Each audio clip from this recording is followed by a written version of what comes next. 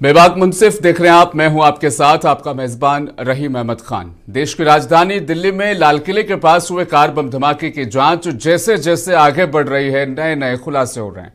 ताजा खुलासा यह हुआ है कि कार चालक संदिग्ध आतंकी डॉक्टर उमर नबी 6 दिसंबर यानी बाबरी मस्जिद विध्वंस की बरसी पर एक बड़े हमले की तैयारी कर रहा था, योजना बना रहा था। उसका मकसद दिल्ली को दहलाकर सख्त पैगाम देना था।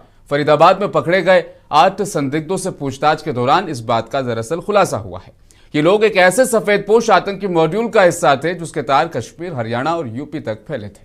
इसका संबंध पाकिस्तानी आतंकी संगठन जैश-ए-मोहम्मद से बताया जा रहा है। गिरफ्तार आरोपियों से पूछताछ के बाद साजिश सामने आई है। फरीदाबाद के अल-फलाह यूनिवर्सिटी से पढ़ाने वाले डॉक्टर मुजम्मिल अहमद गनाई उर्फ मुसैब की गिरफ्तारी के साथ ही उमर नबी की साजिश का खुलासा हुआ है। डॉक्टर गनाई के कमरे से 360 किलोग्राम अमोनियम नाइट्रेट भी बरामद हुआ था। जैसे ही उमर को फरीदाबाद में इस बरामदगी की इतला मिली, वो घबरा गया। समय से पहले विस्फोट हो गया। उसके बाद की कहानी और जो खबरें हैं वो लगातार आप मीडिया पर देख पा रहे हैं। पीएम मोदी ने साफ लफ्जों में भूटान की जनसभा के दौरान कहा, जो जिम्मेदार होगा उसे बख्शा नहीं जाएगा। होम मिनिस्टर पूरी घटना पर नजर बनाए हुए हैं। जांच एजेंसियां अपना काम कर रही है और इस पूरी साजिश की परतें लगातार एक के बाद एक खुल रही है। आज प्रधानमंत्री नरेंद्र मोदी ने भी इस पूरे मामले को लेकर एक लंबी बैठक की, लेकिन साथ ही एक बड़ा सवाल अब दरअसल जन्म ले रहा है। क्या देश महफूज यानी सुरक्षित हाथों में है? अपोजिशन भी यही सवाल उठा रहा है। देश में इतनी बड़ी वारदात हुई, पीएम भूटान क्यों गए? होम मिनिस्ट्री की फुल टाइम जॉब है, गृहमंत्री अमित शाह उसे देखते हैं, लेकिन देश की सुरक्षा का ख्याल रखना उनकी जिम्मेदारी, लेकिन वो चुनाव से बाहर ही नहीं निकल पाते हैं। ये बड़ा सवाल अपोजिशन पूछ रहा है। लेकिन उससे बड़ा मेरा भी एक सवाल है, क्या पढ़े लिखे लोग ब्रेन वॉश होकर जैश जैसे आतंकी संगठनों से जुड़ रहे हैं? तो फिर ऐसे में एक बहुत बड़ा खतरा देश के सामने है, लेकिन चारों तरफ खामोशी क्यों है? आज करेंगे सुरक्षा व्यवस्था से लेकर देश में फैल रहे इस आतंक के बीमारी के हवाले से इसके इलाज के बारे में भी और तफसीली चर्चा होगी। मेरे साथ चर्चा में शामिल होंगे अनिल गौड़, सिक्योरिटी एक्सपर्ट, कुछ ही देर में जुड़ जाएंगे अशफाक अहमद, स्पोकपर्सन कांग्रेस पार्टी, आप एडवोकेट भी हैं, कोलकाता हाईकोर्ट में चर्चा में मेरे साथ शामिल हैं। इस्तकबाल, स्वागत है आपका भी। कुशाल पांडे, भारतीय जनता पार्टी का पक्ष रखते नजर आएंगे, मजबूत प्रवक्ता है। कुशाल जी, स्वागत है आपका। और नूरुल कमरैन साहब भी मेरे साथ चर्चा में शामिल हो चुके हैं। आप सीनियर जर्नलिस्ट भी हैं और पॉलिटिकल एक्सपर्ट भी हैं। नूरुल कमरैन साहब, आपका भी बहुत बहुत इस्तकबाल, स्वागत। चर्चा का आगाज दरअसल मैं आप ही के साथ करना चाह रहा हूँ। नूरुल कमरैन साहब, अब तमाम चीजें हुई है, लगातार ये साजिश है, इसकी परतें खुल रही है। किस तरीके से ये पूरा एक साजिशन हमले की तैयारी थी, बल्कि 6 दिसंबर को एक बड़े हमले की तैयारी थी, लेकिन वो नाकाम हुई है, इसमें कोई शक और संदेह नहीं है। लेकिन फिर भी जो हुआ उसमें एक फेलियर तो है।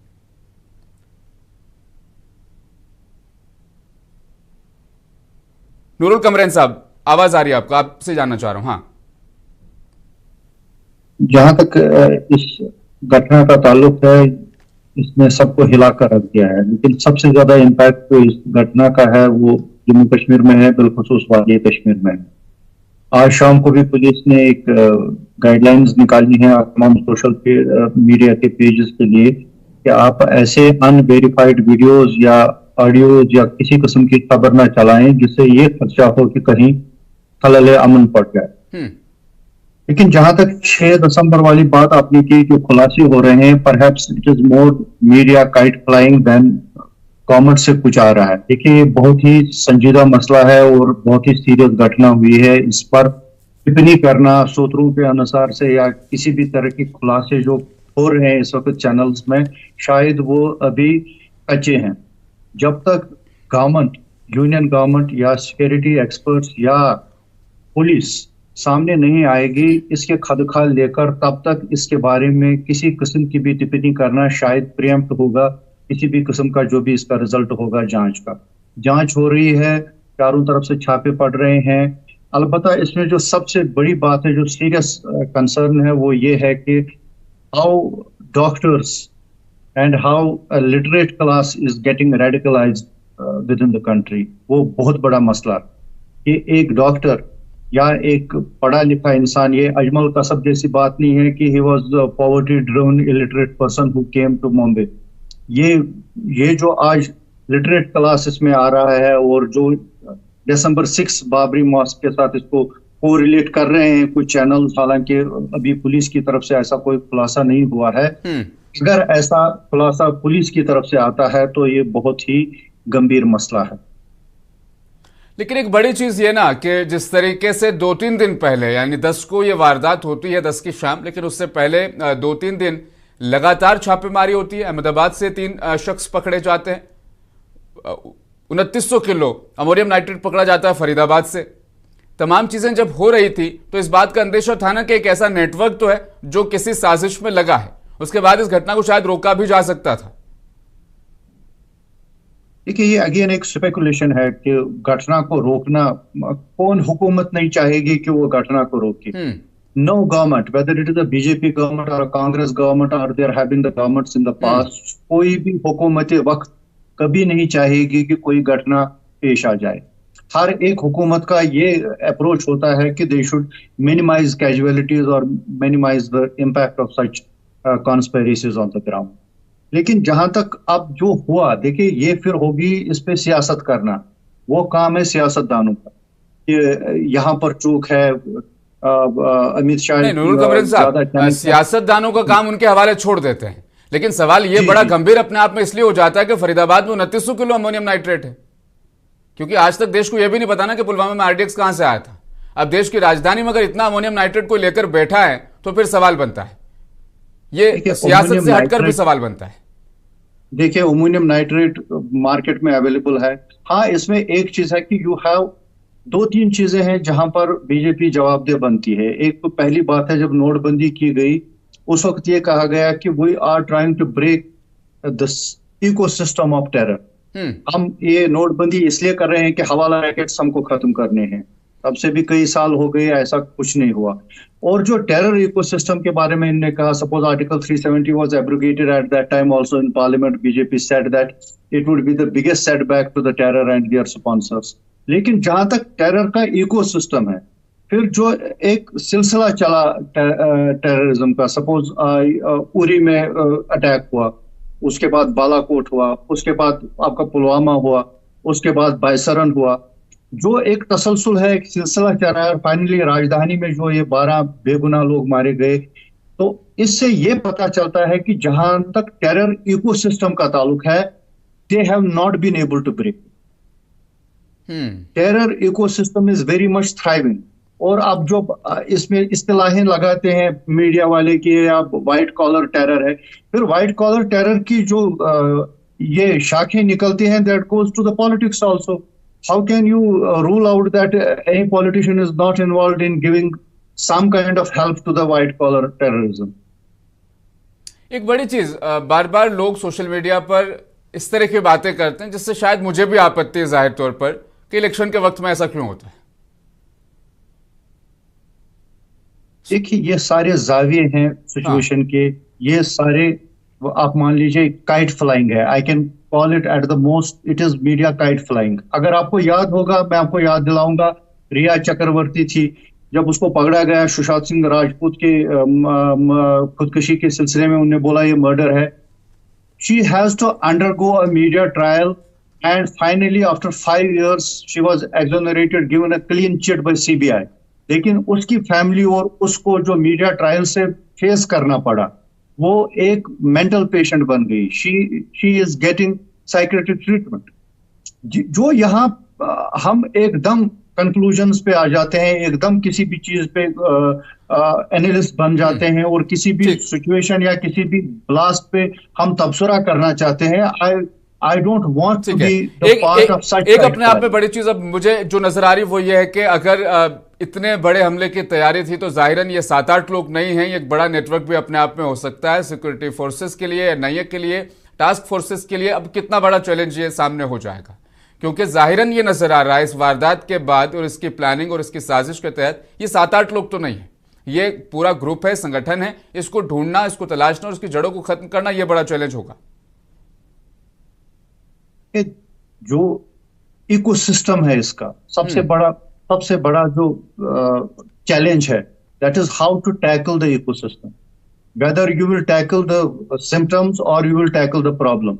अगर प्रॉब्लम को टैकल करना है, then you have to dig deeper. That क्या वजूहात हैं कि एक पढ़ा लिखा लड़का या एक पढ़ा लिखा डॉक्टर या कोई भी इंटेलेक्चुअल या कोई भी ऐसा ecosystem which is intellectually very high is helping in radicalizing such youth.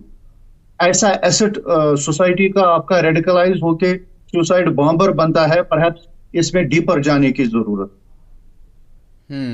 रेडिकुलाइज मतलब कट्टरवाद का दरअसल यहाँ पर जिक्र करे थे नूरुल कमरैन साहब। अब कुशाल आपके पास क्योंकि सवाल बहुत सारे अब सोशल मीडिया पर भी पनप रहे हैं। सौरभ भारद्वाज का एक ऐसा बयान आया, उसके बाद से तमाम लोग ये जानने को उत्सुक भी हो गए हैं। 10 को हमला होता है, अगले दिन प्रधानमंत्री नरेंद्र मोदी भूटान चले जाते हैं, भूटान के दौरे पर। सौरभ भारद्वाज जो कह रहे थे कि देश जंग के हालात से गुजर रहा है, ये बयान संसद में दिया गया। गृह मंत्री Amit Shah, Rajnath Singh, defence minister, PM Modi ने खुद भी कहा कि ऑपरेशन सिंदूर जारी है। ऐसे हालात में देश में इतनी बड़ी वारदात होती है और पीएम भूटान निकल जाते हैं और भूटान से वापस आकर फिर एलएनजेपी अस्पताल जाते हैं, वो देश में ब्रेकिंग बनती है कि पीएम मोदी भूटान से सीधे आए और अस्पताल गए मिलने के लिए। देखिए, प्रधानमंत्री का पहले से कार्यक्रम जो भी था फिक्स था और प्रधानमंत्री जी यहाँ पर हालचाल संग संग हमारे गृह मंत्री जी वहां पर पहुंचे। कुछ ही देर में गृह मंत्री जी के साथ उनकी वार्तालाप, वहां का क्या समय क्या चल रहा है, कैसा चल रहा है, वहां की क्या स्थिति है, सारी जानकारी प्रधानमंत्री हर पल उनसे ले रहे थे गृह मंत्री जी के साथ में। और प्रधानमंत्री का पहले से मुझे कुशाल ये याद आ रहा है कि 2008 में प्रधानमंत्री थे देश के मनमोहन सिंह, जाना उन्हें रशिया था, दौरा टाल दिया गया और वो सीधे मुंबई सबसे पहले पहुंचे, वहां जाकर प्रेस कॉन्फ्रेंस की उसके बाद। देखिए, मेरा बात तो कंप्लीट होने दीजिए। नहीं, आप आसानी से कह के निकल रहे हैं ना कि पहले से दौरा था, कार्यक्रम तय था, फिक्स था। क्या ये दौरा कार्यक्रम तय टाला नहीं जा सकता था? हमारे गृह मंत्री जी यहाँ पर थे, देश के गृह मंत्री जी अमित शाह जी यहाँ पे थे। प्रधानमंत्री जैसे आए हैं तुरंत हॉस्पिटल पहुंचे हैं। और बात अगर विशाल, मैं वही कह रहा हूँ कि रात को ये पूरा वाकया मामला होता है, अगले दिन आप भूटान जाते हैं, वापस आते हैं, अस्पताल जाते हैं, तो ब्रेकिंग बनती है। आपको मालूम होना चाहिए इससे पहले भी अगर हमारे देश पे आतंकी हमला हुआ है, ऑपरेशन सिंदूर भी हुआ है, और उससे पहले भी अगर हमारे देश में आतंकी हमला हुआ है तो आपको मालूम है सर्जिकल स्ट्राइक भी हमारे देश के प्रधानमंत्री ने ही किया है। और अगर इस पे भी ये जो हमला हुआ है, दिल्ली में ब्लास्ट हुआ है, अब जो प्रधानमंत्री जी कह रहे हैं, देश के गृह मंत्री जी कह रहे हैं कि ऑपरेशन चालू है, तो ऑपरेशन होगा, ऐसा नहीं है। हमारे देश के लिए, प्रधानमंत्री के लिए हमारा देश प्रथम है, सबसे पहले हमारा राष्ट्र है। हमारा स्लोगन ही है, राष्ट्र फर्स्ट, पार्टी सेकेंड। राष्ट्र फर्स्ट, पार्टी सेकंड। एक बड़ा सवाल अब मैं आपसे दरअसल पूछ लेता हूं। गृह मंत्रालय की पूरी ये जिम्मेदारी होती है कि देश को सुरक्षित रखा जाए। 365 दिन ये एक बड़ी जिम्मेदारी वो लेकर चलते हैं। सवाल दरअसल ये पूछा गया है पवन खेड़ा की तरफ से, वो कह रहे हैं कि 3 महीने तो आप बिहार में रहेंगे, चुनाव को फिक्स करने की कोशिशें करेंगे, सीसीटीवी कैमरों पर अखबार चिपकाएंगे, तो देश की सुरक्षा की जिम्मेदारी जो आपकी वो कब आप निभाएंगे? सीसीटीवी पर कैमरा चिपकाएंगे। मैं पवन खेड़ा के ही एग्जैक्ट लफ्ज आपके सामने रख रहा हूं कि बिहार जाएंगे, 3 महीने इलेक्शन के लिए वहां पर तैयारियां करेंगे, इलेक्शन फिक्स करेंगे, होटल्स के सीसीटीवी कैमरे पर अखबार चिपकाएंगे। देश की जिम्मेदारी की पहली जो सीढ़ी है वो आपके यहां से गुजरती है, लेकिन चुनाव में वक्त जाया करेंगे तो फिर देश सुरक्षित कैसे रहेगा? विपक्ष जो शुरू से करते आ रहे हैं वही बात प्रधानमंत्री के ऊपर में, गृह मंत्री जी के ऊपर में लागू करें। विपक्ष जो पहले ही राजनीति जब वो सरकार में थी, विपक्ष जो काम करती हुई आ रही है, उससे भी समझ में आ रहा है कि देश के प्रधानमंत्री वही काम कर रहे हैं। देश के प्रधानमंत्री क्या बिहार में जाके बैठे हुए थे, या गृह मंत्री क्या प्रत्येक दिन बिहार में बैठे हुए थे? प्रत्येक दिन तो थे नहीं। जब कार्यक्रम होता था तो बिहार जाते थे, प्रधानमंत्री जी का दौरा होता था, कोई राजनीतिक दौरा तो बिहार जाते थे, गृह मंत्री जी का दौरा होता तो बिहार जाते थे, रक्षा मंत्री जी का दौरा होता तो बिहार, चुनावी दौरा होता तो मैं कुशाल अभी भी आपके इस जवाब से सेटिस्फाइड नहीं हो पाया हूं कि रात को धमाका होता है, अगले दिन पीएम मोदी भूटान चले जाते हैं और आप कह रहे हैं कि कार्यक्रम पहले से फिक्स था। मतलब देश पर कोई मुसीबत आएगी तो फिक्स कार्यक्रम पहले निभाया जाएगा, उसके बाद उस मुसीबत से निपटा जाएगा। सही कह रहा हूं ना कुशाल? गृह मंत्री जी वहां पर थे, हमारे गृह मंत्री थे वहां पे, गृह मंत्री जी पहुंचे। अरे प्रधानमंत्री की रिस्पॉन्सिबिलिटी नहीं है कुशाल, गृह मंत्री जी पहुंचे हैं, प्रधानमंत्री की रिस्पॉन्सिबिलिटी नहीं है। प्रधानमंत्री अगर देश में ऐसा कोई हमला होगा, प्रधानमंत्री देश से मतलब चले जाएंगे अपने फिक्स कार्यक्रम को मुकम्मल करने के लिए। हर समय उनसे बात पे वहां का समाचार ले रहे थे गृह मंत्री जी, प्रधानमंत्री के साथ में। अशफाक जा सकते हैं, देश के प्रधानमंत्री जा सकते हैं क्योंकि गृह मंत्री मोर्चा संभाल रहे हैं। तो है नहीं कि हमारे प्रधानमंत्री वहां का कोई खबर नहीं ले, प्रधानमंत्री आते ही सबसे पहले हॉस्पिटल पहुंचे हैं। अशफाक, आपका टर्न है, आप बोल सकते हैं, अपनी बात रखिए। जी जी जी, सबसे पहले मैं इंडियन नेशनल कांग्रेस की तरफ से उन सभी घरानों के लिए गहरी हमदर्दी का इजहार करता हूं जिनके अपने दिल्ली ब्लास्ट में निर्दोष शहीद और जख्मी हुए हैं। ये सिर्फ एक्सप्लेनेशन नहीं था, ये हमारे मुल्क के हर शहरी के अमान और सुरक्षा का एहसास पर हमला था। बल्कि एक गृह मंत्री जी को जिम्मेदारी भी लेना चाहिए कि हमारे देश, उन्होंने कहा था कि नोटबंदी हो जाएंगे, देश के कुछ परेशानियां आप झेल लीजिए, जनता को कहा गया था, तो ये खत्म हो जाएगा। उसके बाद डिफरेंट वादा किया गया, लेकिन अब जो हम देख पा रहे हैं कि ना रेडिकल आतंकवाद ना खत्म हुआ है, और इनको खत्म करने का क्या हमारे देश के दिल्ली जो गृह मंत्री के अंडर जिसकी सिक्योरिटी है वो अगर सुरक्षित नहीं है तो कहाँ नागरिक सुरक्षित रहेंगे, शहरी कहाँ सुरक्षित रहेंगे? तो ये गृह मंत्री को जवाब देना ही होगा इसका, जो सिक्योरिटी, इतना बड़ा सिक्योरिटी लैप्स कैसे हुआ और कब तक इन जो सवाल आ रहा है ये सुलझेगा, कब तक ये पकड़ा जाएगा? जो कल्प्रिट है, जो आतंकवादी है, जो षड्यंत्रकारी है, इन लोगों को कब पकड़ा जाएगा और सजा दिया जाएगा? देश के सुरक्षा से खिलवाड़। अशफाक साहब, सजा हमेशा दी गई है, इस बार भी दी जाएगी, इसमें कोई संदेह नहीं है, कोई शक नहीं है। सजा देने का काम बहुत बेहतर तरीके से सरकार ने किया है, पूरे देश को उम्मीद भी यही है। लेकिन सवाल दरअसल कुशाल, वापस मैं वहीं घूम फिर करके आ रहा हूं, तमाम चीजों से अब भी भागा जा रहा है। वो ये है कि सुरक्षा व्यवस्था जो फेल हुई है उसका जिम्मेदार कौन है, कल्प्रिट कौन है, वो सामने पहले भी कभी आया नहीं था और इस बार भी कभी आएगा नहीं, क्योंकि हम तैयार हैं सिर्फ जवाब देने के लिए। देश सुरक्षित हाथों में है। देश के कुछ गद्दार हैं जो हमारे भारतीय हैं, हमारे भारत में भी कुछ गद्दार हैं जिनकी वजह से ये घटनाएं घट रही हैं। हाँ, वो गद्दार बच नहीं पाएंगे। हाँ, कौन है देश के गद्दार? ये देश के चौकीदार, ये देश सुरक्षित हाथों में, चौकीदार के हाथ में देश है। आपको मालूम होना चाहिए, कांग्रेस नहीं है, ये कांग्रेस की सरकार नहीं कि कसाब को फांसी चढ़ेगा और कांग्रेस सुप्रीमो वहां से आके बैठेंगे। ये मोदी जी कुशाल प्रूव कीजिए, कसाब को फांसी हुई थी और कांग्रेस का कौन लीडर रोया था? सोनिया गांधी जी की आंखों। प्रूफ दीजिए, प्रूफ दीजिए। किस अखबार ने, किस मैगजीन ने इस बात को छापा है, कोट किया है कि कसाब को फांसी लग रही थी और सोनिया गांधी रो रही थी? नहीं, बेहुदा और झूठी बातें रखने के लिए मेरा मंच उपलब्ध नहीं रहेगा कुशाल, किसी के लिए भी। उस टाइम का न्यूज़पेपर हम लोग भी दिखाइए ना, दिखाइए, आपके पास मोबाइल फोन है, दो फोन है, टाइप कीजिए, सर्च कीजिए, मैं भी देखना चाहता हूं, जानना चाहता हूं। अभी तो लेकर के बैठे नहीं है ना। नहीं, मैं भी जानना चाहता हूं ना कि सोनिया गांधी जी की आंखों में आंसू था। हाँ, ये जो नूरुल कमरेन साहब, ये जो बात है कि कसाब को फांसी लगी, सोनिया गांधी आंसू बहा रही थी, इसका क्लेरिफिकेशन आपसे भी चाहिए, क्योंकि ऐसी खबर मैंने ना कभी पढ़ी है ना कभी मेरे सामने आई है।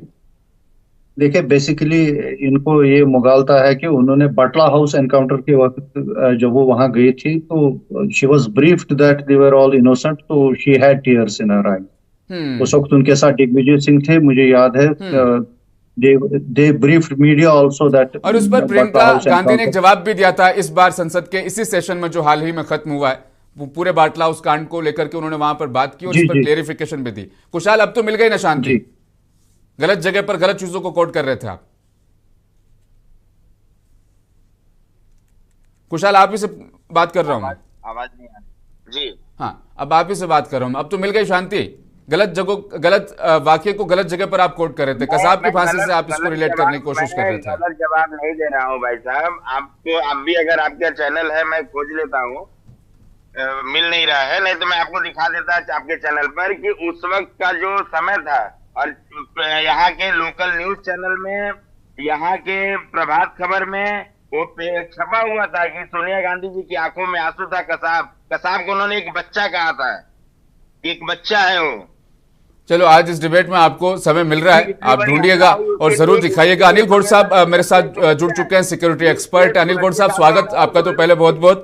और अनिल गौड़ साहब, दरअसल जब 10 तारीख को ये वाकया हुआ उस वक्त भी जब हम बात कर रहे थे, यही बात आप बार बार कह रहे थे कि वो पैनिक शायद वहां पर वो कर गए हैं, एक्सीडेंटली ये हुआ है, तमाम चीजें आपने वहां पर रखी थी, वो ट्रांसपोर्ट शिफ्टिंग की भी आपने वहां बात की थी। अब दरअसल जब पूरी कहानी खुल के सामने आई है, जैश ए मोहम्मद का नाम भी सामने आया है, ऐसे में सुरक्षा व्यवस्था को लेकर मेरा पहला सवाल, और दूसरा ये नेटवर्क अपने आप में कितना बड़ा हो सकता है और कितने ज्यादा चैलेंजेस अब देश के सामने है, टास्क फोर्सेस के सामने है। देखिए, पहली बात तो ये है जो आप कह रहे हैं सुरक्षा की जो मसला है वो पहले उसको ले लेते हैं। हाँ, मैंने आप कल भी यही कहा था, बाकी चैनलों में ये कहा, मैं तो जम्मू कश्मीर पुलिस को बहुत शाबाशी देता हूं कि जिन्होंने इतनी जल्दी ये मॉड्यूल को जो क्रैक कर दिया।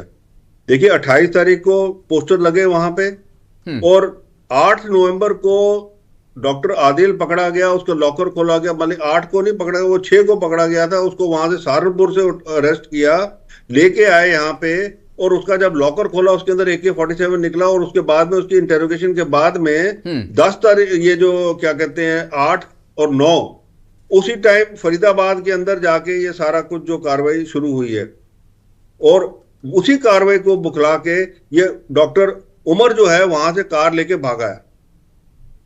और उसी बुखलाहट के अंदर, क्योंकि ये इनका मंसूबा, मैं बार बार एक चीज कहता हूं, इनका मंसूबा बहुत बड़ा था, क्योंकि देखिए 3000 किलो अमोनियम नाइट्रेट यहां से मिला, 200-300 किलो के करीब इस गाड़ी के अंदर भी होगा जो ब्लास्ट हुआ है, और एक और जगह है जहां पे फरीदाबाद में एक और घर के अंदर वो वहां पे और भी मिला है। तो इनका जब मंसूबा था वो ये कि जिस हिसाब से 26/11 आ रहा है, एक पूरे पैन इंडिया जो है हम एक इस हिसाब से करेंगे, और यही वो सारा का सारा नेटवर्क बना रहे थे। आप देखिए कितने इंटेलेक्चुअल, 7 डॉक्टर्स साथ में उनके, और अभी चल रहा है, अभी इन्वेस्टिगेशन जारी है, इन्वेस्टिगेशन खत्म नहीं हुई, आप देखिएगा और भी है। आज भी एक डॉक्टर वहां से अरेस्ट हुआ है श्रीनगर से, वो डॉक्टर होने के बावजूद उसने वहां से रिजाइन करके एक सेकंड हैंड कार बाजार खोला है। ये बहुत बड़ी बात है कि एक आदमी जो अपनी जिंदगी लगाता है, 4-5 साल पढ़ के डॉक्टर बनता है, एक रुतबा कमाता है अपना समाज के अंदर, उसको छोड़ के वो एक कार बाजार का वो काम शुरू करता है। इसका मतलब कुछ ना कुछ दाल में काला है। ये पैसा भी जो है, अब अल फला यूनिवर्सिटी है, वो उसका भी पता लग रहा है कि उसकी फंडिंग कहां से हो रही थी। ये सारे के सारे अल फला में क्यों थे ये सारे, ये भी एक सवाल है जिसकी इन्वेस्टिगेशन चल रही है। तो सुरक्षा का मामला जो है, जो वो ओवरऑल जो मैं कहूंगा देश के अंदर जो है वो बहुत ही संगीन है, और उसके लिए हमें जो है कदम उठाने पड़ेंगे, चाहे लोगों को अच्छा लगे, चाहे वो ना लगे, चाहे उनको प्राइम मिनिस्टर मोदी अच्छा लगे ना लगे। आज देश की हालत ये है, हमें जैसे अमेरिका के अंदर होमलैंड सिक्योरिटी ने शुरू किया है, या मैं कहूंगा चाइना के अंदर जिस हिसाब से फेस रिकॉग्निशन वगैरह शुरू किया है, हमें भी यहाँ करना पड़ेगा, क्योंकि हालत ऐसी हो गई है। एक तरह से बांग्लादेश से आप देखिए कितने रोहिंग्या और कितने ये बांग्लादेशी आके हिंदुओं के नाम पे आधार कार्ड भी बना लिया, वो भी बना लिया, कोई बेंगलोर में रह रहा है, कोई मध्य प्रदेश में रह रहा है, कोई कहीं रह रहा है। तो ये सारी बातें जो है ये ऐसे नहीं होगी। ये सही करने के लिए इसके अंदर आपको एक जरा सख्ती निभानी पड़ेगी, चाहे लोगों को अच्छा लगे चाहे ना लगे। अगर आप अपनी सुरक्षा चाहते हैं, अगर नहीं चाहते सुरक्षा तो बहुत अच्छा, जैसे चल रहा है चलने दीजिए। आज ये जिस बॉम्ब ब्लास्ट के अंदर जिनके जो बेचारे जिन्होंने अपनी जान खोई है, वो अकेले घर के कमाने वाले थे। वो एक लड़का है वहां पे जो दिन को DTC की बस में नौकरी करता, रात को वो सिक्योरिटी गार्ड की नौकरी करता था, क्योंकि घर में कमाने वाला वही था एक। ऐसे लोग हैं। तो हमें ये एक तो सुरक्षा जो है उसके अंदर कोई चूक, मैं कहूंगा कुछ नहीं होना चाहिए। आपको पूरा का पूरा एक आयरन क्लैड बनाना ही पड़ेगा। ये हमें मुंबई बॉम्ब ब्लास्ट के बाद भी शुरू किया था। एक और बड़ी चीज अनिल गौड़ साहब, एक लफ्ज जो बार बार इस्तेमाल किया जा रहा है, व्हाइट कॉलर टेरर, सफेद पोश जो आतंक है, उसके बारे में बात हो रही है। और ये तमाम लोग डॉक्टर्स हैं, जिस तरीके से आपने बताया कि अपनी तालीम पर, अपनी शिक्षा पर इतना पैसा खर्च करने के बाद भी यहां तक वो पहुंच जाते हैं। ये ब्रेन वॉश जो करने का सिलसिला है इन लोगों का, जो आतंक के अड्डे चलाने वाले हैं, किस तरीके से इन लोगों को अपने जाल में फंसाते हैं, और क्या किस लेवल पर अपने ही मुल्क के लोगों को अपने ही मुल्क के खिलाफ वो खड़ा कर देते हैं? देखिए ऐसा है, मैं एक चीज बार बार, जब 90 के दशक से जब से ये टेररिज्म कश्मीर घाटी के अंदर भी शुरू हुआ था, मैंने तब भी एक चीज कही थी। मैंने कहा सबसे पहले जो मौलवी है, जो वहां पे मदरसों के अंदर जो ये पढ़ा रहे हैं, उनकी शनाख्त करिए।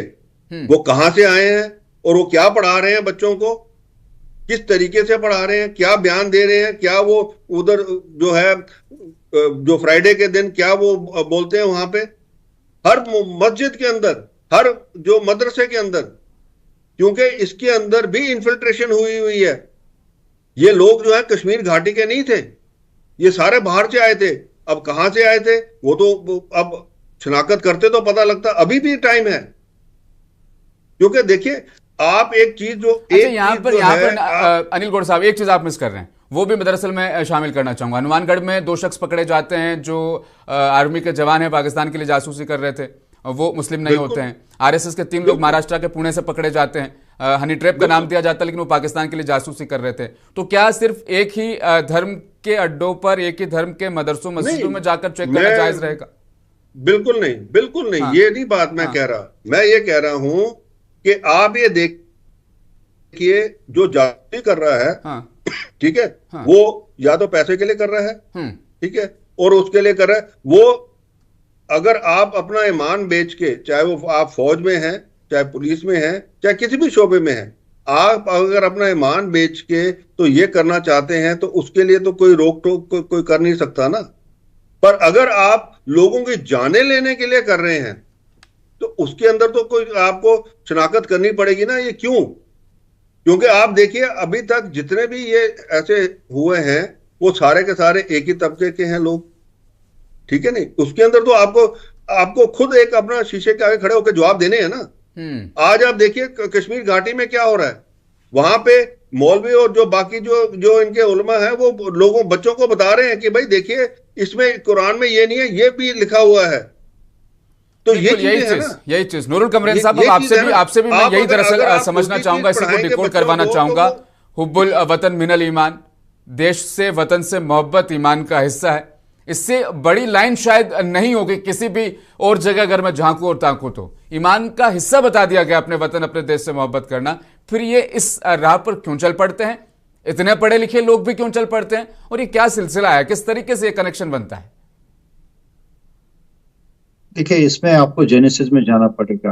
आप देख लीजिए कि जब से रथ यात्रा शुरू की एल.के. आडवाणी जी ने, he galvanized BJP cadres and made the party to flourish throughout the country. उस वक्त वो पहला आप मान लीजिए माहौल बना जो कम्युनल लाइंस पे था। उसके बाद जो बाबरी मस्जिद का ढाना था 1992 में, that is also having an impact on the minds of particular community and their youth. तीसरी बात जो है, जो J&K है तो डिफरेंट कनोटेशन, और वहां पर जो अब पॉलिसी थी पोस्ट मैं बोलूंगा 2019 अगस्त 5 2019 को जो एब्रोगेट हुआ article 370, categorically government said on the floor of the house that it was necessary to contain and to curtail terrorism. और इसकी जड़ें खत्म करनी है हमको, इसीलिए हमने एब्रोगेट।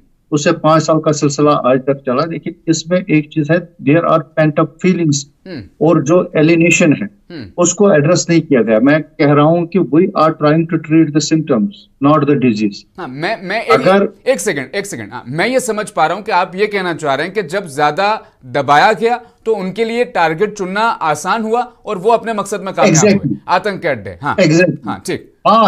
ये बहुत ही एक अहमकाना बात है कि कोई पढ़ा लिखा इंसान है and he is being radicalised, that मतलब उसने एक तो अपनी फैमिली को रूइन किया, खुद का कैरियर को रूइन किया, और जो उसका काम था to treat the people and to be with the people and to save the lives of the people. देखो, ये एक बहुत ही बड़ा लम्हा फिक्रिया है कि कोई doctor is becoming part of a terror campaign. तो ये जो बात है, इस पर जो सिक्योरिटी एक्सपर्ट्स हैं, जो इंटेलिजेंस एक्सपर्ट्स हैं, they will have to delve deeper कि क्या वजह है, और उन वजूहात पे जाके उनका इजाला करना है। और जो टेरर इकोसिस्टम हम सुन रहे हैं पिछले 10 साल से या 15 साल से हम खत्म करने जा रहे हैं, unless it is not existing, how can they run the show?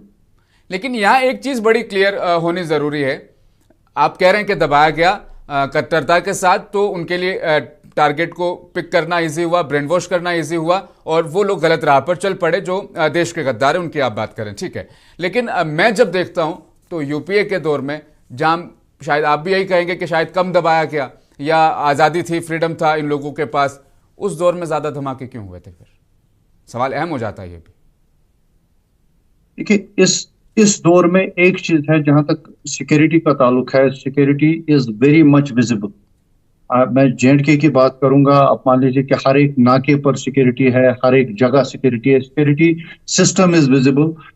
उसी की वजह है कि J&K police could crack the case in few days, क्योंकि वो बहुत ही मुतहरिक हैं और बहुत ही एजाइल हैं और वो हर चीज को देख रहे हैं, बहुत माइन्यूटली मॉनिटर कर रहे हैं सिचुएशन को। हैविंग सेड दैट, लेकिन जो 2019 से आप मान लीजिए the process is painful. Suppose कोई यूथ पकड़ा गया है, recently Mehbooba Mufti went to J&K high court with the petition that the many parents don't have even money to go to their inmates in the jails outside. ठीक है, कोई लड़का पकड़ा गया है 2019 में, ठीक है, वो इस वक्त भी जेल में है, आप मान लीजिए गुजरात के जेल में है। Process is so slow that either there should have been a speedy process to prosecute him, और उसके खिलाफ जो भी केस था उसको सजा लग जाती। लेकिन जो इल्तिवा है, इल्तिवा बजाते खुद एक सजा बन गई है यहाँ के लड़कों के लिए। मतलब 5 साल से the process is so slow, कोई भी केस नहीं बन रहा है उसके खिलाफ। मैं एक एग्जांपल आपको दे रहा हूँ, ऐसे सैकड़ों लड़के। So peace and reconciliation should be there, so that there should be a monitoring, complete monitoring by J&K police as they are doing. They should keep a watch on everybody. That is their duty. They should do their duty. But at the same time, they should see that whether the process of law is being taken care of, और उन लड़कों को या तो सजा मिलनी चाहिए या वो बेगुनाह साबित होकर अपने घरों को वापस आने चाहिए। ये अधर में लटका के रखना, फिर उन अड्डों के लिए टारगेट पिक करना इजी हो जाता है। अनिल गौड़ साहब, ये बहुत संजीदा राह पर दरअसल ये चर्चा निकल पड़ी, इसीलिए मैं आपसे अब ये चाह रहा हूं, ये जानना, जिस तरीके से नूरुल कमरेन साहब ने इस बात को समझाने की कोशिश की, LK अडवाणी की वो यात्रा, देश में होती हुई मॉब लिंचिंग, भड़काऊ बयान, और लगातार एक ग्रुप को, एक तबके को टारगेट किया गया। मैं जस्टिफाई नहीं कर रहा हूं हरगिज, मैं इस राग को कंडम ही कर रहा हूं, लेकिन वहां आतंक के अड्डों के लिए टारगेट पिक करना इजी हो जाता है।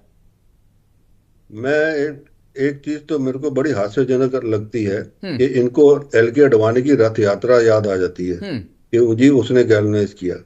आप मेरे को बताइए, एक तबका है जो मेजॉरिटी है इस देश के अंदर, उसको हर चीज में दबाया जाता है। उसके लिए हर एक्ट देख लीजिए कौन से है, राइट टू एजुकेशन एक्ट देखिए, पढ़िए उसके अंदर क्या है, आपका टेम्पल एक्ट देखिए क्या है, पैसा मंदिरों का जो है वो वहां से लेके बाकी जगह लगाया जा रहा है। थोड़ा सा इसको आसान करते हैं अनिल गौड़ साहब, मैं आपसे इसीलिए समझना चाह रहा हूं क्योंकि आप इस पर बेहतर जवाब दे पाएंगे। वो कहते हैं कि मुट्ठी को जितना भींचोगे रेत फिसलते जाएगी। एक सेकंड, क्योंकि ये जो विक्टिम मूड की जो बात करते रहते हैं ना हमेशा, मैं उसका जवाब दे रहा हूं। ये विक्टिम मूड की जो बात करते रहते हैं, आप बताइए, आपका जो हिंदुओं के टेम्पल से पैसा लेके वो बाकी गवर्नमेंट कामों में लगता है, क्या वो मस्जिदों से, क्या वो चर्चेस का, क्या वो अनिल गौड़ साहब, वही मैं भी उसी चीज को कह रहा हूं कि ये आप कर रहे हैं, आप जो बात कर रहे हैं ना, एक सेकंड अनिल गौड़ साहब, एक सेकंड, आप जिस टॉपिक पर की बात की, मैं आपसे समझना ही चाह रहा हूं, बाबरी मस्जिद का हो गया, ये हो गया तो इसलिए बड़ा उनके वो हो गया। मैं आपसे इस बात को समझना ही चाह रहा हूं। दरअसल मामला यह है कि आप कर रहे हैं बहुत अपर लेवल की बात, जो कि शायद मास पीपल के पास ये जानकारी नहीं पहुंचती है। मैं दरअसल ये कह रहा हूं कि मुट्ठी को जितना भींचेंगे रेत फिसलती जाएगी। जो नौजवान, जो युवा दिन में 100 मरतबा ये सुनता है कि पाकिस्तान चले जाओ, तुम देश के गद्दार हो, जो कि देशभक्त है, भारतीय है, जब 100 मरतबा उसे दिन में ये कहा जाता है, तो फिर उन आतंक के अड्डों के लिए टारगेट पिक करना इजी हो जाएगा ना सर? आप मेरे को ये बताइए, ये कौन कहता है कि जी ये देश में के अंदर की जी आप गद्दार और चले जाओ? जब आप एक आदमी का गला काट के कहते हो सर तन से जुदा हो जाएगा, नंबर 3 पर पूरे देश में ये ट्रेंड कर रहा है। नहीं, आपने बात पूछी, जो भी पोस्ट हम सोशल मीडिया पर खोलेंगे उसके पोस्ट में, कमेंट्स में हर हाँ, कमेंट तो हर कमेंट एक बॉक्स में साइड के 50 से कमेंट ज्यादा पढ़ ऐसे रहे हैं कमेंट ना, मिल जाएंगे आप पाकिस्तान दूसरी चले साइड के जाओ, कमेंट भी तो फिर ये पढ़िए तो ना। उनके लिए आसानी पैदा कर रहे हैं ना हम। अरे फिर वही बात कहते हैं आप, उनके लिए आसानी है। आप मेरे को बताइए, आप जब एक आदमी का गला काट देते हैं एक जगह से, एक दूसरे उसको जो लव जिहाद की बातें चल रही हैं, तो इसका मतलब हिंदुओं को भी सारों को ये टेररिज्म शुरू कर रही है। आप मानते क्या हैं बातें लव करते हैं जिहाद आप? के कॉन्सेप्ट को ये मानते हैं आप विक्टिमहुड अनिल की गौर बात नहीं साहब? करिए। No, don't talk about victimhood. This is just a ploy to cover मैं इट अप। अभी भी मैं कह रहा हूं कि मैं इस रास्ते को जस्टिफाई नहीं कर रहा हूं। मैं ये जानना चाह रहा हूं कि जस्टिफिकेशन वो जो कर रहे हैं, मैं उसकी बात कर रहा हूं। हाँ, वो कह रहे हैं कि जी ये बात है। मेरे को ये बताइए, जो अभी आपके सामने है, कितने केसेस हुए जिसके अंदर लड़कियां जी को सूटकेस में बंद है, कोई फ्रिज में बंद है, कोई कहीं बंद है। अब अनिल गौर साहब आप एक चश्मे से देख रहे हैं इस पूरी कहानी को। नहीं, मैं चश्मे अब आप एक चश्मे से देख रहे हैं, इसलिए मैं आपसे अब इस बात को नहीं समझना चाहूंगा। फिर से आ रहा हूं नूरुल कमरन साहब आपके पास, इसका इलाज ढूंढना पड़ेगा, क्योंकि ये लाइलाज बीमारी नजर आ रही है। तो विक्टिमहुड तो यहाँ पे बहुत बड़ा है ना। नहीं अनिल गौर साहब प्लीज, अब मैं आपसे इस टॉपिक को नहीं समझना पाऊंगा, क्योंकि अब आप एक चश्मे से देख रहे हैं। फ्रिज में सिर्फ एक धर्म के किसी शख्स ने ऐसा नहीं किया, दूसरे धर्म को आप इग्नोर कर रहे हैं। आप दूसरे धर्म को इग्नोर कर रहे हैं। उसी वारदात के महज 3 दिन के बाद नरेला में ऐसा होता है, वहां मुस्लिम नहीं होता है युवा, जहां वो प्रेम का रिश्ता चल रहा होता है, लेकिन आप उस घटना को इग्नोर कर रहे हैं एक साइड से। इसीलिए मैं नूरुल कमरन साहब, इलाज ढूंढना जरूरी है। ये बड़ा एक सवाल अपने आप में बन जाता है, और इसका ट्रीटमेंट, इसका इलाज शायद मुझे नजर नहीं आ रहा है। ये यूं ही चलता है। बिहार के इलेक्शन में रिस्पॉन्सिबल बीजेपी लीडर ने कहा कि हमको नमक हरामों का वोट नहीं चाहिए। I am quoting it. मैं विक्टिमहुड का कार्ड नहीं बोल रहा हूँ, I am not justifying it. ये तो हैरत की बात है और शर्म की बात है कि अगर कोई डॉक्टर इसमें इन्वॉल्व है या कोई पढ़ा लिखा इंसान इन्वॉल्व है, वो रेडिकलाइज हो रहा है और सोसाइटी को बर्बाद कर रहा है। Nobody can justify. ये जस्टिफिकेशन से बाहर चीज है। लेकिन जब आप जेनेसिस की बात करेंगे, जब आप रूट्स की बात करेंगे, फिर तो आपको पीछे जाना है और वो वाकयात दोहराने हैं जिससे सोसाइटी में एक बिगाड़ पैदा हुआ है। Unless you will not address that, फिर तो हम फिर वही कर रहे हैं कि हम इसके ऊपर एक लिप्टी करेंगे, इंडिविजुअल्स को सजा देंगे। Either you address the problem and dismantle the ecosystem. Who is running the ecosystem? हमें बताइए कौन रन कर रहा है। अनिल गौर साहब, अब शायद आप समझ पा रहे हैं इस मामले को। मैं अभी भी कह रहा हूं, मैं जस्टिफाई नहीं कर रहा हूं, लेकिन इस मसले का इलाज ढूंढना अपने आप में बेहद जरूरी है। मेरी बातें अफसोस की बात है कि आपको भी ठीक नहीं समझ आ रही मेरी बात, जो मैं कह रहा हूं। नहीं, एक पॉइंट पर आप आकर फिर उस चश्मे से देखने लगे थे। देखिए, एक चीज बड़ी सिंपल है। आप कहते हैं जी एक डॉक्टर वगैरह बताइए मेरे को कैसे जिहादी बन गया। आप इसका एक्सप्लेनेशन दे दीजिए मेरे को। एक इंजीनियर कैसे जिहादी बन गया? एक आदमी जो जाता है एमबीबीएस करने के लिए चाइना के अंदर, वो आके यहाँ पे रिसिन बनाता है। बताइए मेरे को वो कैसे बन गया? और एक ही तबके के क्यों हैं सारे, ये बताइए। फिर अनिल गौर साहब, आप फिर उसी एक ही मैं कह रहा हूं, ज्यादातर इसी तबके से लोग जुड़े हैं, इस बात में कोई दो राय नहीं है, कोई शक नहीं। क्यों? मैं पूछ रहा हूं क्यों। हाँ, क्यों? तो नूरुल कमरन साहब ने क्लेरिफाई किया ना वहां पर। तो ये इनसे जवाब लीजिए ना कि क्यों जुड़े। अनिल गौर साहब, जब एक किसी देशभक्त भारतीय मुसलमान को दिन में 100 मरतबा आप कहेंगे पाकिस्तान चले जाओ, तुम इस देश के नहीं हो, ठीक है, दिन में 100 मरतबा। ऐसा है, मैं नौकरी करके आया हूं ना जिस तबके से, वहां पे हमारा जो अब्दुल हमीद को भी परमवीर चक्र मिला है, ठीक है। मेरे साथ के मेरे कोर्समेट जो है वो भी उसमें है, ठीक है।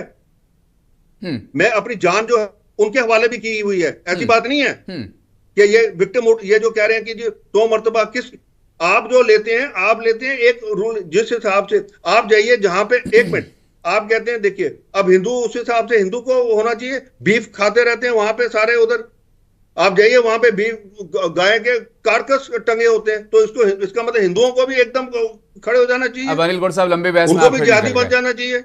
ये तो नहीं। बीफ एक्सपोर्ट में देश जो है तरक्की लगातार कर रहा है, और बीफ एक्सपोर्ट वाली जो कंपनियां, उनके मालिक कौन है, वो लिस्ट जब निकालेंगे तो शायद ये बात और फैल जाएगी, पहुंच जाएगी। खुशहाल, लेकिन अब आपके पास मैं आ रहा हूं, और ये दरासल चर्चा अपने आप में बहुत संजीदा लेवल पर पहुंची, इसलिए मैं आपसे चाह रहा हूं कि देश में जब कट्टरवाद बढ़ेगा, धार्मिक, हाँ ठीक है, आप एक मिनट सुन लेंगे। अगर आप बीफ एक्सपोर्ट नहीं करेंगे, ये जितनी पुरानी जो है, जो सारी जो गाय हैं जो which are on their last leg, ठीक है नहीं, मिथेन गैस के पीछे हिंदुस्तान को ऑलरेडी कटघरे में खड़ा किया है उन्होंने। अनिल गौड़ साहब, अरशद मदनी, असदुद्दीन ओवैसी, तमाम मुस्लिम रहनुमा कह चुके हैं कि गाय को राष्ट्रीय पशु आप घोषित कर दीजिए, नेशनल एनिमल डिक्लेयर कर दीजिए, इस देश में गाय को कोई हाथ नहीं लगाएगा, है ना? कितना सिंपल सा मामला है, वो नहीं कर पा रहे हैं। अमित शाह खुद कह चुके हैं कि गाय को हम राष्ट्रीय पशु घोषित कर ही नहीं सकते, लेकिन इस पर राजनीति होगी। समझ रहे हैं आप बात को? मैं अब आ रहा हूं कुशाल आपके पास। कुशाल, मामला सिर्फ यही है कि जब जब देश में धार्मिक उन्माद बढ़ेगा, कट्टरता बढ़ेगी और ऐसे बयानात आएंगे जो जिक्र अभी नूरुल कमरन ने किया है, नमक हरामों का वोट नहीं चाहिए, ऐसे बयान दरअसल पाकिस्तान को मौका देते हैं कि यहां के भोले भाले मासूम मुसलमानों को बहकाया जाए। समझ रहे हैं आप बात को? वो दरअसल मैं जानना चाह रहा हूं आपसे। देखिए, जब ये जो आप कह रहे हैं कि नमक हरामों का वोट हमें नहीं चाहिए, तो आपको ये मालूम होना चाहिए कि नमक हरामों के लिए बोला जा रहा है, सारे लोगों के लिए तो बोला नहीं जा रहा है। ये देश का आवाज नहीं मिल पा रही कुशाल मुझे। ठीक कह रहे हैं कि हमें चाहिए। नहीं कुशाल, मैं नहीं सुन पा रहा हूं, मैं दोबारा कनेक्ट करूंगा, सिर्फ आवाज दे दी जाए कुशाल की, फोन के जरिए से भी शायद तो बात बेहतर हो जाए। अशफाक साहब, अब आपसे भी मैं इसी मसले को समझना चाह रहा हूं।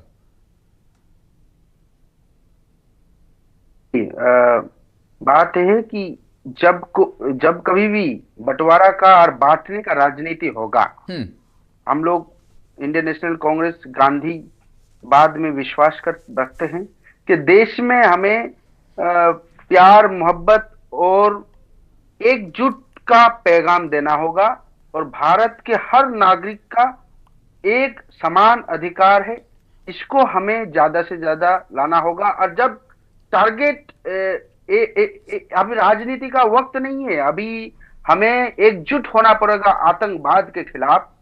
इस जैसे आतंकवाद की हमला जो हो रहा है, इसका प्रिवेंशन क्या है, प्रिवेंटिव मेजर्स क्या उठाया गया है, ये भी सवाल बनता है। और कैसे जब इतना बड़ा हमला हुआ पुलवामा में, उसके बाद से लेकर बहुत हमला हो गया, तो उन हमलों में जो ऑपरेशन हुआ हम लोगों का, तो उसके बाद उसको किस तरह गृह मंत्री डिफाइन करेंगे, किस तरह सुरक्षा की व्यवस्था किया जा रहा है और आतंकवाद को रोकने के लिए क्या मेजर्स उठाया जा रहा है। आतंकवाद कोई एक धर्म में नहीं होता है, आतंकवाद का कोई मजहब ही नहीं होता है, बल्कि ये हर कोई। लेकिन फिर भी तो आपके समाज के लोग, आपके कम्युनिटी के लोग कहाँ रास्ता पर उतरते हैं? आप सिर्फ कहते हैं चैनलों पर बैठ करके कि आतंकवाद का कोई मजहब नहीं होता, आतंकवाद का कोई धर्म नहीं होता है, लेकिन आपके कौम के लोग, कितने लोग उतरते हैं रास्ते पर? मेरा कौम, अनिल गौड़ साहब, आप चर्चा में बने हुए, मैं इसी कट्टरवाद, धार्मिक उन्माद की बात कर रहा था कुछ देर पहले। सीधा टारगेट कर देना, ये शायद इन चीजों को जन्म देता है। मैं हिंदू मुसलमान देखिए, मेरा कौम ऐसा है, आप कहते हैं टारगेट करता है, मेरे को बताइए हिंदू टेरर जो है वो किसने कॉइन किया था? किसने वर्ड कॉइन किया था हिंदू टेरर? बीजेपी ने, ये कांग्रेस के होम मिनिस्टर ने, बाद में वो बीजेपी में शामिल हो गए थे, गुजरात सरकार में मंत्री भी बन गए थे। कौन? चिदम्बरम से पहले इस बयान का इस्तेमाल किया जा चुका था। चिदम्बरम और दिग्विजय, ये बाग की कड़ियां हैं दोनों। कौन? हाँ, कंप्लीट कीजिए, अपनी बात को कंप्लीट कीजिए। हाँ। ये मैं वही कह रहा हूँ। हाँ। आप जब कहते हैं हिंदू टेरर, जब हिंदू टेरर आया तो ये किसने कॉइन किया? कांग्रेस ने। ठीक है, आप कहते हैं वो बीजेपी में, मेरे को तो पता नहीं कौन से किसकी बात कर रहे हैं आपकी, वो जो बीजेपी में ज्वाइन हुआ। हाँ। ये तो चिदम्बरम ने किया। और जब कसब का भी उसने कहा नहीं जी, ये तो उसका, वो तो जिस हिसाब से उसको लिया गया और कर्नल पुरोहित को जिस हिसाब से सारों को अंदर किया गया, आज वो बरी हो गए हैं ना। तो फिर आप कहते हैं, देखिए विक्टिमहुड की बात जब करते हैं ना, मेरे को उसी बात पे आता है, ये विक्टिमहुड की बात नहीं है। This is what you are teaching the children. इसको और आसान करता हूं अनिल गौड़ साहब, क्या इस देश के सारे मुस्लिम आतंकवादी है? सिंपल सा सवाल है अब मेरा। बिल्कुल नहीं। तो यही तो कहा है, यही कुशाल ने यहाँ पर कहा है कि आपका समाज में मैं भी आता हूँ, नूरुल कमरन भी आते हैं, अशफाक भी आते हैं। औरंगजेब जो था वो, मतलब अभी कुछ देर पहले लाइव डिबेट चर्चा के अंदर कुशाल ने यही कहा ना कि आपका पूरा समाज में मैं भी हूं, नूरुल कमरन साहब भी, अशफाक भी है। किसने कहा? कुशाल ने कुछ देर पहले कहा इसी डिबेट में, तब मैं आपके पास आया, कहा आपका पूरा समाज। ठीक है, समाज के अंदर तो फिर मैं भी हूं, अशफाक भी, नूरुल कमरन साहब भी है। देखिए आप हो गया ना, जब इसी धार्मिक उन्माद की बात कर रहा हूं। नहीं, एक मिनट मैं आपको एक चीज क्लियर करता हूँ। जब आप पिक एंड चूज करते हैं ना, तो आपके बाइट्स जो हैं आपके न्यूज चैनल्स में ही आते हैं, उन लड़कों के, उन औरतों के जो कहते हैं, जो बोलते हैं, वो आपके न्यूज चैनल्स में ही आते हैं ना। वो सोशल मीडिया पे नहीं, आपके न्यूज चैनल्स पे आते हैं, आपने भी सुने होंगे। तो फिर ये आप उसको मत लीजिए उस हिसाब से। ये एक ने बयान दे दिया कि इस पूरी कहानी में पॉइंट ये है, आदिल, उमर, मुजम्मिल ये सब टेररिस्ट है, इसमें कोई शक संदेह नहीं है। लेकिन देवेंद्र और दिनेश का नाम अब भी मीडिया से गायब है साहब। इस बात पे एक वर्ड बनता है। Let us be very frank on one thing, you can not deny कि everything is contained in one place. अब आप किस हिसाब से पिक एंड चूज करके एक बच्चे को पढ़ाओगे, उस हिसाब से वो होगा। ठीक है नहीं, मदरसा में राष्ट्र ये तो डिनाई। अब हम चर्चा के बहुत करीब पहुंच गए, हम इलाज ढूंढने पर लगे थे, अब हम घूम फिर कर वापस पहली जगह पर पहुंच गए। ये बड़ा अजीब मसला हो गया। अनिल, जगह वहीं से है। नहीं, आपने, क्योंकि मैंने जब कहा तो आप कह रहे हैं हमारे कौम के ऊपर। मैं आपसी से पूछना चाह रहा हूँ कि अफजल गुरु कौन थे अफजल गुरु? आप बताइए मैं थोड़ा सा। अफजल गुरु से रहीम अहमद खान का कोई रिश्ता, कोई ताल्लुक नहीं है। अफजल गुरु कौन थे? ठीक है, उनके खुशहाल फिर से एक बार, एक अफजल गुरु पूरा मुस्लिम समाज नहीं हो सकता। एक अफजल गुरु पूरा मुस्लिम समाज नहीं हो सकता। माने जाएंगे। एक उमर, एक खालिद, एक आदिल, एक शाहीन पूरा मुसलमान हिंदुस्तान नहीं हो सकता। माने जाएंगे। आप नहीं समझ रहे इस बात को, जिस मामले की तरफ मैं जा रहा हूँ। बीजेपी मैं जो कह रहा हूँ वो आप नहीं समझ रहे कि जब तक आप बच्चों को आप किसी साइकोलॉजिस्ट से पूछ लीजिए, 7 साल की उम्र तक बच्चे का जो है साइकोलॉजिकल फ्रेमवर्क माइंड का बन जाता है। ये नफरत के राजनीति, अगर आप उसको बच्चे को राजनीति करने वाले, नफरत के राजनीति करने वाले, देश को बांटने वाले सिखाएंगे, उसको फ्रेमवर्क बन जाएंगे, तो बाद में ट्रिगर होगा। देश को एकजुट नहीं कर सकते। कांग्रेस का धर्म नहीं होता है। जो भी आतंकवादी में करे, चाहे हिंदू हो, मुसलमान हो, जो भी धर्म का हो, उसके खिलाफ नहीं रुकेंगे, ऐसी चर्चा नहीं। खुशहाल, अशफाक, ये राजनीतिक हमले बाद में, ये राजनीतिक हमले प्लीज बाद में। अब अनिल गौड़ साहब, इस चर्चा को थोड़ा सा मैं साइडलाइन करके अब आगे की चीजों को दरअसल यहाँ पर समझने की मैं कोशिश करना चाहूंगा आपके साथ, आपके जरिए से। 7-8 लोग जाहिर तौर पर ये नहीं होंगे, ज्यादा होंगे, इससे ज्यादा। बिल्कुल, सिक्योरिटी फोर्सेस, टास्क फोर्सेस के लिए कितना बड़ा चैलेंज अपने आप में हो सकता है? देखिए, बहुत बड़ा चैलेंज मैंने आपको बताया ना। ये जो जिस हिसाब से ये एक नेटवर्क का मॉड्यूल पूरा है और जिस हिसाब से अनरेवल हो रहा है, ये बहुत चौंकाने, मतलब कि सिक्योरिटी एजेंसीज को चौंकाने वाला है कि भाई क्या ये कितना डीप मॉडल है, और उसी को अनरेवल कर रहे हैं, एक एक कड़ी जोड़ते जा रहे हैं। और उसका जो अब जब फाइनल रिजल्ट आएगा आपके सामने, वो उसके अंदर कुछ दिनों तक आ जाएगा, तो आपको समझ आ जाएगी। ऊपर मैंने जैसे बताया, देखिए हमें सख्त कदम लेने ही पड़ेंगे, चाहे किसी को अच्छा लगे ना लगे।